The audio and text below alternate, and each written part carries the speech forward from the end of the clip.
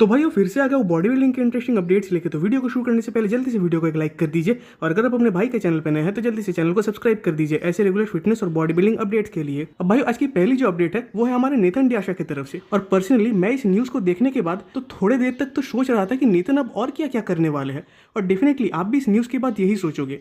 वैसे इनका एक फिजिक अपडेट तो आया हुआ है, बट वो अपडेट किसी शो मतलब कोई बॉडी बिल्डिंग शो के रिगार्डिंग का नहीं है, क्योंकि 2023 में तो अब वो और कम्पीट ही नहीं करने वाले, क्योंकि शोज ही बचे कहाँ है। बट अब इनके दिमाग में चल रहा है कि ये बॉक्सिंग करेंगे, आई मीन खेलेंगे। अब शायद आप लोगों के लिए ये थोड़ा सरप्राइजिंग हो सकता है, बट मुझे उतना भी नहीं लगा, क्योंकि बस हाल ही में इन्होंने एक मैराथन में भी पार्टिसिपेट किया था और वहाँ वो उसको कंप्लीट भी किए थे।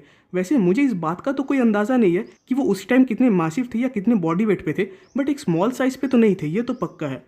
बट अभी का उनका जो साइज़ है वो सही में एक मासिव साइज़ है। इवन उनका प्लान भी है कि नेक्स्ट ईयर वो स्टेज पे और 10 पाउंड्स एक्स्ट्रा बॉडी वेट के साथ आएंगे। बट बात करें बॉक्सिंग की तो आने वाले कुछ महीनों के अंदर वो बॉक्सिंग में कम्पीट करेंगे, और इवन उनका कहना भी है उसमें वो काफ़ी अच्छा लड़ेंगे भी। इवन हाल ही में एक इंटरव्यू में वो ये भी बता रहे थे कि नितिन बहुत टाइम से हेवी वेट में कम्पीट करना चाहते थे, और वो उन बॉक्सर्स को बहुत आसानी से नॉकआउट भी कर सकते हैं। इवन भाइयों नेथन अपने बचपन से ही बॉक्सिंग सीखते भी आए हैं, और उनके अंदर अभी भी वो पैशन है कि वो उनके बीच फाइट करे। इवन ये तो इतने कॉन्फिडेंट है कि वो फाइट को भी जीत जाएंगे। अब पता नहीं इनके इस इंटरव्यू से जो प्रोफेशनल बॉक्सर्स है उनको कुछ फर्क पड़ेगा भी या नहीं, बट अगर साइज वाइज देखने जाए तो नेथन नो डाउट एक मास मॉन्स्टर है, और नेथन को बॉक्सिंग करते हुए देखने के लिए मैं तो बहुत बेताब हूँ। अब इनका कहना है कि क्योंकि इनका मसल मास कुछ ज़्यादा ही है इसीलिए ज़्यादा राउंड्स तो नहीं खेल पाते, क्योंकि उससे पहले ही इनकी सांस फूल जाती है। बट अब इनका कहना है कि ये अपने ओपोनेंट को राउंड 2 के अंदर ही नॉकआउट कर देंगे, क्योंकि नेथन का कहना है कि उनका पंच इतना ज़्यादा स्ट्रांग होगा।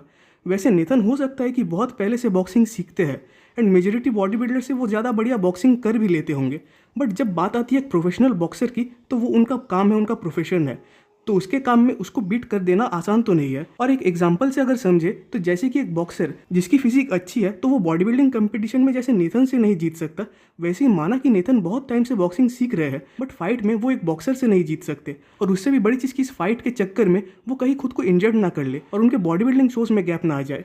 अब भाई हाल ही में मसल्स एंड फिटनेस की तरफ से एक पॉडकास्ट हुआ जहाँ की कुछ बॉडी बिल्डिंग लेजेंड्स हमारे नेक्स्ट जिला रूबियल मॉस्कीरा के ऊपर तारीफ कर रहे थे।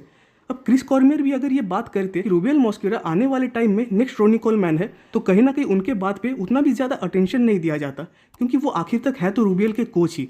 बट सिर्फ क्रिस कॉर्मियर नहीं, बल्कि हाल ही में डेक्स्टर जैक्सन जो कि मिस्टर ओलंपिया रह चुके हैं और even multiple times Arnold classic champion भी, उनका भी कहना है कि अगर रूबियल बढ़िया तरीके से खुद को इंप्रूव करे तो आने वाले टाइम में वो नेक्स्ट रोनी कोलमैन बन सकते हैं।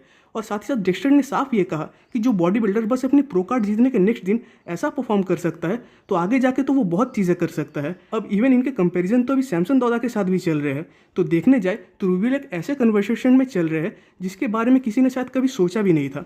और मेरा मानना है कि कंसिस्टेंटली अगर वो खुद को इंप्रूव करे तो नो डाउट वो आने वाले टाइम में अपना एक रेन खड़ा करेंगे। और सबसे बड़ी बात कि इनका भी एज बस 28 साल का ही है, तो टाइम इनके पास है। एंड बाकी फ्यूचर में ये कैसे दिखेंगे ये एक बहुत बड़ा थ्रेट है बाकी बॉडी बिल्डर्स के लिए। अब भाई अगले अपडेट की ओर बढ़ने से पहले आप सबसे मेरा एक रिक्वेस्ट है कि अगर आप सबको मेरा ये रेगुलर कंटेंट अच्छा लगता है तो आपके भाई को सपोर्ट करने के लिए प्लीज़ इस चैनल को एक सब्सक्राइब कर दीजिएगा। अब भाई हमारे माइकल क्रिजो भी चल रहे हैं अपने रिकवरी फेज में, बट स्टिल कहीं से कहीं तक उनकी फिजिक ऑफ या आउट ऑफ शेप नहीं है। अब मेरा मानना है कि अगर ये इस बार जापान प्रो को खेल लेते तो ये एक बढ़िया चीज़ होती, क्योंकि तब उन्हें एक बहुत ही आसान ओलंपिया क्वालिफिकेशन मिल जाता, बट शायद उनके कुछ रीजंस रहे होंगे। और अभी तो इनका कहना है कि ये अभी एक रिकवरी पीरियड में रहेंगे जब तक इनकी बॉडी पूरे तरीके से हील नहीं हो जाती। तो इस साल माना क्रिजो ओलंपिया में 7th आए थे, बट आने वाले ओलंपिया में उन्हें खुद को बेटर करना ही होगा, खासकर अपने बैक को, और नेक्स्ट टाइम ये क्या क्या इंप्रूवमेंट्स करके आते हैं वो एक देखने वाली बात होगी। अब भाई चार्ल्स ग्रिफिन भी कहीं ना कहीं एक रिबाउंड पीरियड में ही चल रहे हैं, और इस साल इनका एम ज़रूर ये होगा कि वो अपने अपर फिजिक को इंप्रूव कर पाए। खासकर इस ईयर अपने इंजरी की वजह से तो वो अपने अपर फिजिक को ठीक से ट्रेन ही नहीं कर पाए थे, तो नेक्स्ट ईयर वो खासकर अपने चेस्ट को तो ज़रूर इंप्रूव करके आने की कोशिश करेंगे। बाकी देखने वाली बात होगी कि नेक्स्ट टाइम कुछ इंप्रूवमेंट्स करके ये आ पाते भी या नहीं। और आज की लास्ट अपडेट है भाई ताइवान प्रो के क्लासिक फिजिक डिवीजन के रिगार्डिंग, जहाँ की इस डिवीजन के विनर बने जेहुन पार्क, और इस शो में रनर अप आए फ्लोरियन पॉयर्जन, जिनका कि ये सेकंड प्रो शो था क्लासिक फिजिक डिवीजन में, और इस शो में थर्ड आए आदेजो फ्रैंकलिन, जिनकी भी फिजिक बुरी तो नहीं थी। और भाई हमारे जो कोरियन बाकी है वो इस शो में फर्स्ट कॉल आउट में भी नहीं आ पाए, हालांकि वो already Asia Korea pro show के विनर थे, तो वो 2024 ओलंपिया के लिए ऑलरेडी क्वालिफाई हो ही गए हैं। तो देखने वाली बात होगी कि ये ओलंपिया में कैसी फिजिक के साथ आते हैं। तो भाई आज की वीडियो पे खत्म होती है, कमेंट्स में जरूर बताइएगा कि आपको वीडियो कैसा लगा। वीडियो अच्छी लगे तो वीडियो को एक लाइक कर दीजिए, और नेक्स्ट वीडियोस के अपडेट सबसे पहले पाने के लिए चैनल को सब्सक्राइब कर दे, बेल आइकन को प्रेस कर दे।